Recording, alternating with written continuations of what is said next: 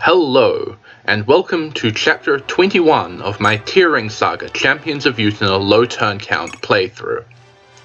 This is the first chapter in the game where we are going to face one of the Guardian Dragons as an enemy, which is an exciting point in the game. In this case, the dragon that we're facing is Cranion, who is an Earth Dragon, although she's often known as the Witch Dragon in the story. And according to the story, she has been rampaging around the Letter Valley for several decades at this point. This has allowed her to become by far the most powerful Guardian Dragon we see in the entire game, with a ridiculous 38 attack when using her Fierce Breath, and very few of our units are capable of surviving that. Additionally, this map is made tricky by the fact that we are only able to deploy a very small number of units in order to handle it. So we have to watch who we deploy and make sure that we have someone who's able to distract Cranion at the very least. In our case, this is going to be Naron, who is capable of surviving one full power Fierce Breath from Cranion. But we are actually going to be making use of the Enarmor Staff in its first really important use in this entire game, because the Enarmor Staff does still halve damage from enemy breath, and it's the only way to reduce damage from breath on account of their ability to pierce our protection. Naron also picks up an Empower here, because he is going to be doing quite a lot of killing over the course of this map, and having that on him just makes his job a lot easier. The objective here is to rout the enemy, while also picking up both of the treasure chests on this map. And obviously we are not going to be able to kill Cranion in this run, because her defenses are just ridiculous. So Naron is going to start baiting her up while dealing with some of the enemies that we can kill, and that will allow us to sneak Holmes in to start grabbing the treasure chests before Cranion leaves later on in the map, and that speeds up our final turn count by quite a bit. The rest of our units are spreading around the map in order to deal with the reinforcements that are eventually going to show up, but I managed to put Martel in the wrong place, which baited Cranion over to try and kill her. She would have been one-hit KO'd by that if it had hit, but fortunately she manages to dodge and bails my ass out of the fire. This is a bit unfortunate because it means that Holmes is going to have to wait an extra turn before he can start raiding the chests, but on the other hand it's also helpful because it lets Naron fight more of the monsters without Cranion getting in the way. Speaking of Cranion, despite the fact that I am not able to defeat her in this run, it is possible for her to take damage from a sage with capped out magic and an ensorcel staff using the Sylphid tome. Her protection is 57, which is completely invincible, but her resilience is only 45, so the aforementioned sage would be able to deal 2 damage to her per hit. In this LTC setting, at this point it's really not viable to have a sage grinded up quite that much, which is why I have to leave it on the table here. But in a displayed turns low turn count playthrough, in which skirmishes don't count, it is possible to grind up Marouge to kill Cranion before she leaves, and that can save turns in this map. In the story of this map, even pulling off killing Cranion does not cause her to actually die. Instead, the thing that normally triggers at the end of turn 4 just happens immediately on her death. So it's not possible to cheese past having to deal with those guys, but it still speeds up the chapter if you're able to pull it off. We're still working our way through the monsters that we can kill here though, because they do not leave alongside Cranion, and they do have to be killed one way or another. Now, on this enemy phase, Cranion manages to hit Naron, but fortunately because of the Enarmor he received earlier, That goes from being a terrifying 38 damage hit that would nearly kill him, to being so weak that he can heal it off with a single fruit use. And that really demonstrates the power of N-Armor. This little bit of extra reliability here probably isn't worth the turn saves that early Naron can pull off, but it does somewhat justify my initial choice of Lee here. Now, I'm having some trouble working out what I want to do here, given that Cranion is not in the position that she usually was in my practice runs, and therefore I have to deal with not sending Holmes up into the castle quite yet. I'm going to end up moving as many of my units as possible into position to intercept the reinforcements once they finally arrive. And Holmes is going to start chipping away at this Bone Walker. Even though his attack against it isn't very good, and he doesn't double it with the longbow, we still need to kill it off, and Holmes is able to 4-hit KO it with Plum's help over the next few turns. Now, based on the idea that I need to grind Lyria's Sing up as much as possible, you might be surprised to see that I'm not having Plum follow Lyria around. But unfortunately on this map, the requirements of the strategy mean that that's impossible to do, because Plum needs to remain glued to Holmes so that she can dance him on the final turn in order to reach the last treasure chest. In a run where you actually manage to LTC some of the earlier skirmishes better than me, it might be worth keeping Lyria back to sing for her for these first couple of turns, because there is still room to do so before Plum needs to start dancing Holmes. Unfortunately, I didn't think of that at the time, but it's something that could be improved on in this run. Cranion has now been lured out of the north side of the castle, so Holmes is now finally able to start moving in on these treasure chests.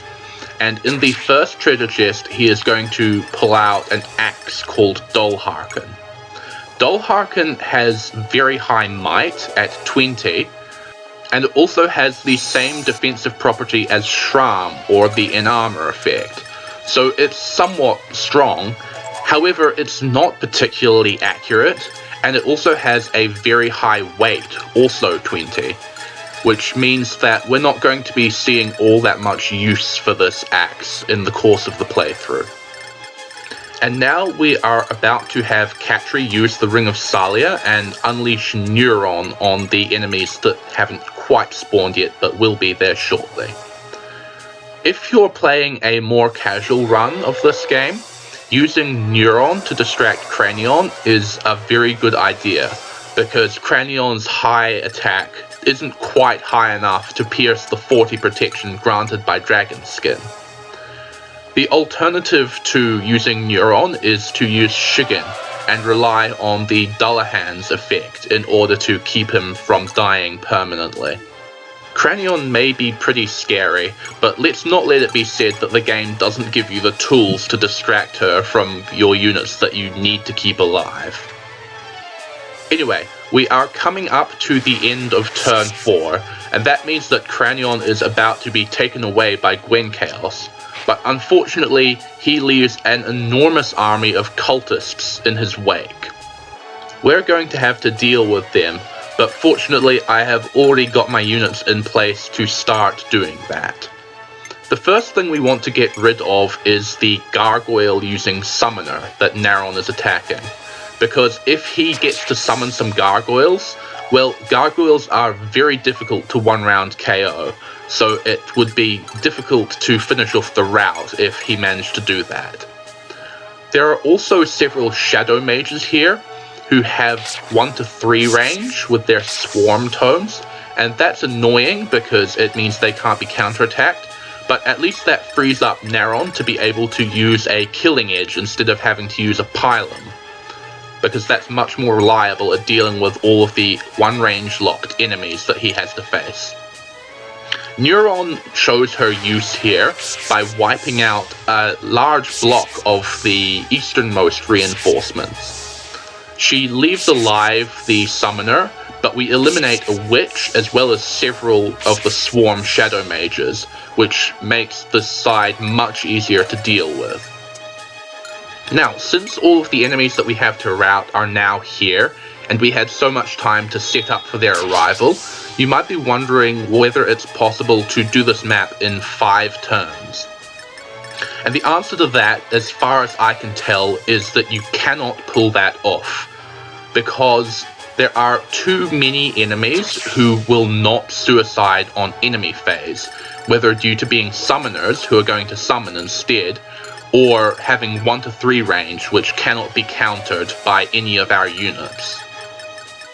In an ideal world, we would be able to eliminate these guys on player phase, but there are so many of them, and so few deployment slots, in addition to us needing to rely on homes to get the treasure chests as well, that I just couldn't find any way to pull it off. So I think the only way to get a lower turn count on this chapter is to grind up and kill Cranion early, which is obviously the domain of displayed turn count LTCs exclusively. There's another group of enemies in the lower left, which has even more of the swarm shadow mages, and I don't have anyone down there dealing with them, but we are going to see in a moment my plan for defeating them. One troublesome aspect of that lower left group is that there is a witch in there that I haven't managed to kill, and this is a good time to introduce the last part of witch AI. So, I mentioned earlier that they'll always attack if someone is within range, but if no one is within range, they will first use their warp skill to teleport to a completely random space on the map. And then if they have someone in range from there, they will move to attack. Otherwise, they'll just sit still on their new position. The problem here is that I need that witch to warp somewhere where I can kill her on the next player phase.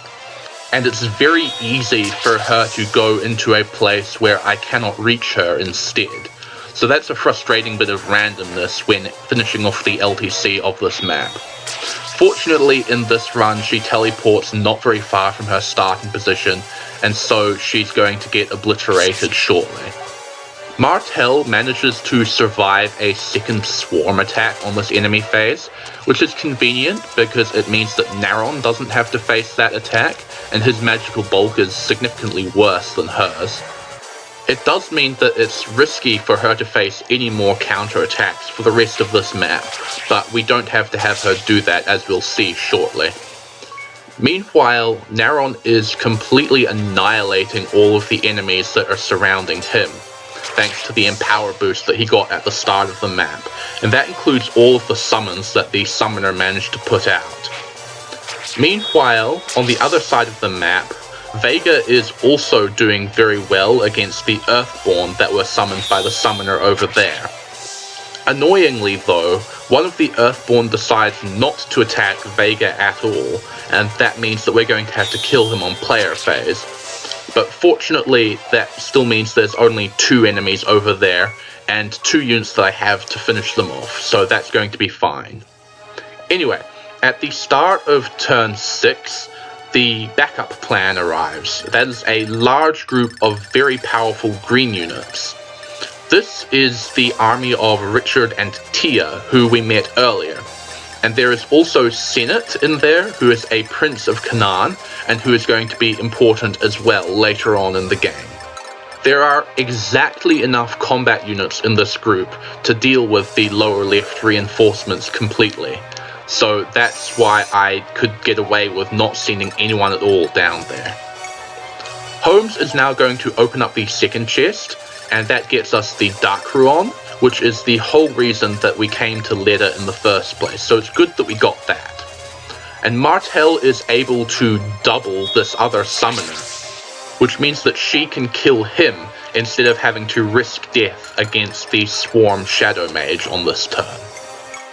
An extremely interesting thing about this map, at least from a story perspective, is that most of the green units have someone who can talk to them for a bit of extra dialogue. There are a couple of conversations here that give out items, which could theoretically be useful to my cause, although I'm not able to get anyone over to them in this strategy. One of those is having Alicia talk to Alfred, which gets us a second Sylphid tome, which is utterly amazing. There's also a talk between Samson and his wife Katrina, which gets him a Brave Axe, which dramatically improves his offensive power.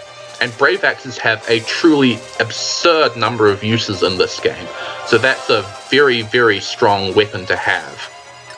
Other conversations that you can have include one between San and her mother Silva, Raffin and Princess Riche of Canaan, who is also here, and I believe there are conversations between Verna and her sisters, Martel and Frau.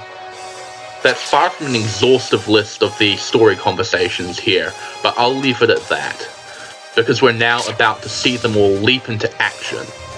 So several of these green units have very powerful weapons, some of which we can get later on and some of which we cannot. And their stats are high enough that they're pretty much all guaranteed to one-round KO whatever enemy they choose to face here. In testing, I was trying to get the Alicia-Alfred conversation for Sylphid, so I had her over here, and she actually ended up managing to get a very rare Luna drop from one of the enemies, which I would have really liked to have, but it was a practice run that I wasn't recording, and also that run went on for 7 turns, so I couldn't have used it anyway. Besides, relying on random drops for my strategies would have been pretty darn cheesy, so I'm glad I didn't do it in the end. Anyway, the green units have completely obliterated the remaining enemies, and that completes the chapter in 6 turns. And then the green units get together and wander off in another direction, leaving Holmes to head back south over the Aerial Mountains. And I'm very glad that he does this automatically in a cutscene, because I did not want to fight the 2 Aerial Cave skirmishes again after that chapter. Anyway, that is all for this video. Thank you for watching, and I will see you next time.